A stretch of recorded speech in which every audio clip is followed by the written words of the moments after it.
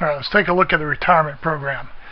So here I have the inputs, and I'm not doing the optimal risky portfolio. I'm just doing a pre-retirement portfolio, putting it in this pre-retirement portfolio and this post-retirement portfolio. A little bit different than we did in class, still pretty much the same thing. So as far as the code goes over here, it's the standard inputs. Make sure you name all that. Here's the one thing that's a little bit different. We're going to dimensionalize an array.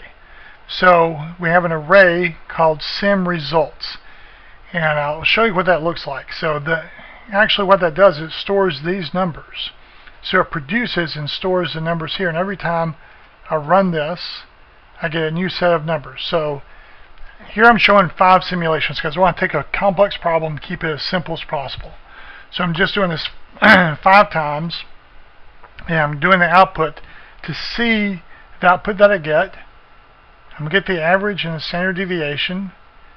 I'm doing this by the formulas in Excel. You know, the average of these numbers, standard deviation of these numbers. And I want to see if it matches what I have in the program, see if that calculation is the same. It's important to check that because I'm not sure that I'm doing the program right. I'm not 100% positive, so I want to check as much as I can. Another thing I've done for check purposes is I have a real simple, here's 5 years in saving for retirement, 3 years in retirement, and I'll see if this number matches. So if I come up with 0 and 0, so no volatility, this number matches that one. There's no standard deviation, right, because there's no volatility. So I do that to make sure I feel like I have the numbers right. And now I can put in the volatility part, feel like they're okay. And if I have trouble with it, so this is where I have a problem. Something didn't match. So if I'm doing this, 0 and 0, and I do this and something doesn't match, this number doesn't match that number. All right, let's forget about retirement, and let's just do 1 year savings for retirement and see what happens. And that number is the same as that number. And then I can make that 5 years. Oh, those numbers match up, right? This number matches that number. And so I would go in step by step. If the final answer didn't match, I go step by step and see where in these years it was wrong. Then you can't check random numbers, so I just have to put the random numbers in there, kind of visualize it and look and see that I have it right. So I'm dimensionalizing an array. An array is just a way I can store numbers. I'm going to store 5 numbers here because I have 5 simulations. And I dimensionalize as a double. That has to do with the rounding issues in Excel.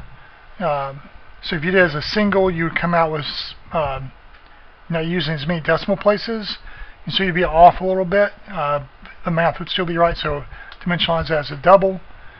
But one of the problems or not problems, but the way it's structured, sim results, the first cell, the first part of the array is row 0, or line 0. Then there's line 1, 2, 3, 4. So if I have 5 of these, say I wanted a dimension of 5, it wouldn't be 1, 2, 3, 4, 5. It would be cell 0, 1, 2, 3, 4. So I redimensionalize this array as sim results sim minus 1. That tells me the size. So I'm going to have this go to 4. So that's 0, 1, 2, 3, 4 instead of 1, 2, 3, 4, 5. I know it's a little confusing and it's kind of hard to explain on a video, but when I'm doing this quick anyway. So I do the simulations. That's the outer loop. For s equals 1 to sims, next s. So this in here, forget the s statements for a while. So if these didn't exist,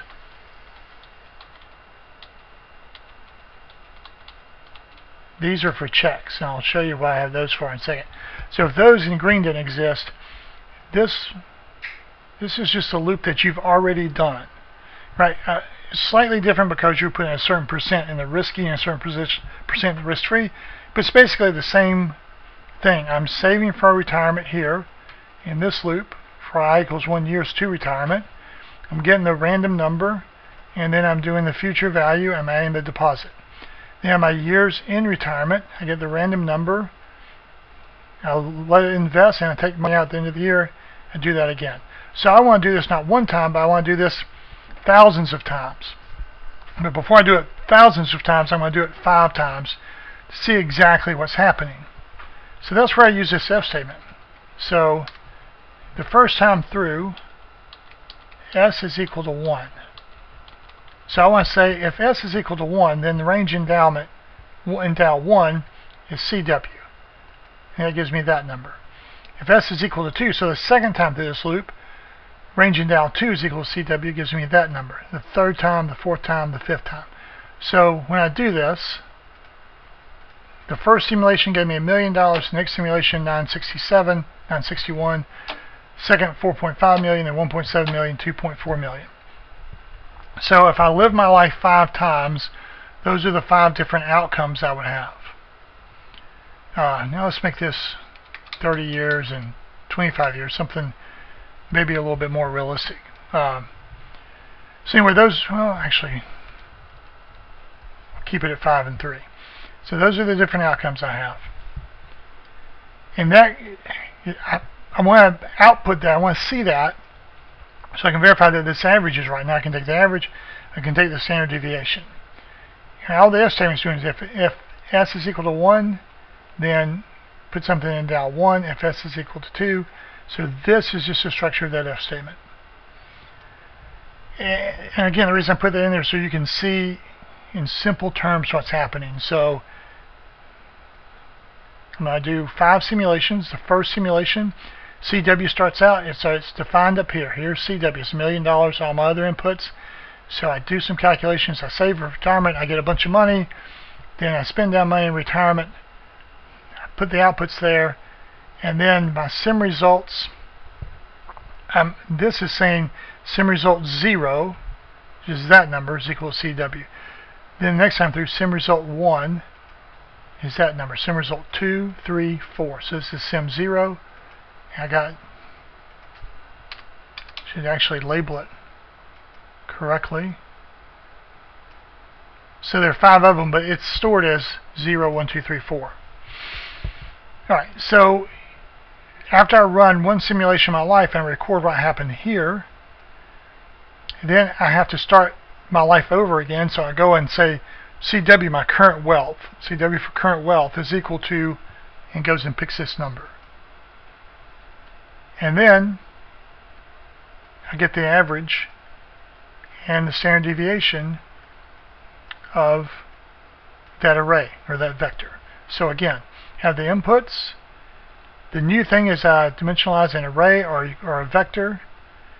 And since that starts out as cell 0, 1, 2, 3, 4, instead of 1, 2, 3, 4, 5, I say sim results is going to be not sim results of 5, but sim results of 4. So I have 5 inputs, 5 components of that array, 5 elements of that array. And then I do the simulations. And I check this. Once I have these checked, I delete it because I don't need those anymore. It's just a check. And that's it. But to just one more time, when you're doing this, you don't, first time you run it, you don't trust that number. There's no reason you should trust that number. You have to do a small sample by hand to feel that you have that right. Once I get a few of these, and to make it go faster, if I don't do this, it's going to take too long when I run these. So I'm going to comment out all this stuff. Now here's 5 of them. What if I run 100 of them? It's instantaneous. Look at the numbers. Around 2 million every time, close to 2 million. Do 1,000. It's 2.1 or 2.2 million every time. Do 10,000. The average is always in 2.1 million. See how it's getting closer? So again, if I run this 5 times, look at the variability. Sometimes it's 1 million, sometimes it's 2 million. But I'm running it 10,000 times, it's almost always the same number. At least 2.1 million every time, right? I run this 100,000. And now it takes a little bit longer. And I have a problem in there for some reason. So I don't have to worry about that problem now. I must have hit something wrong. But anyway, the more you run it, the more accurate these numbers are.